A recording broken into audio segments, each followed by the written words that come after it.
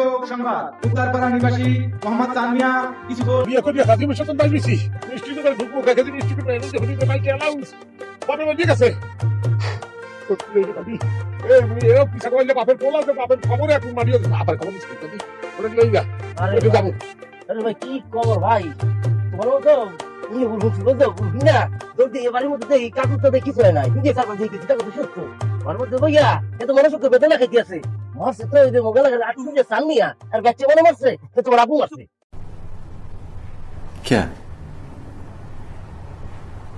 क्या बात कर रहे हैं? আমরা আবার আমাদের ঐতিহ্য তাহলে রুট দিগার আসে গোস্ত ধরো আমি এখন একটু ফুটবল খেলাইতে যাবো তাহলে কথা কাতারে একটু হয় তা না এখন আমি বয়ে মাছ করি তা পুরা মাছ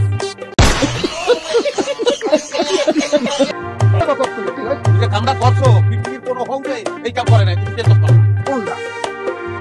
নতুন বউ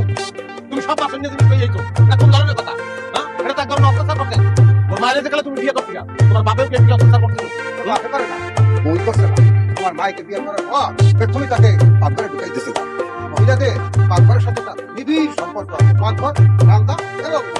বেন্যাকালে ঢুকবে আদ্যকালে বাইরে গিয়ে রান্ধো না রান্ধো এই তাদের তোমার কান্দো নাই কি আছে কেন মোর বললো গিয়া না তোমার বললি মোর মায়ের লিখিয়া মোর মায়ের উপরে তুমি কি অত্যাচার করছো এই এখন বলবে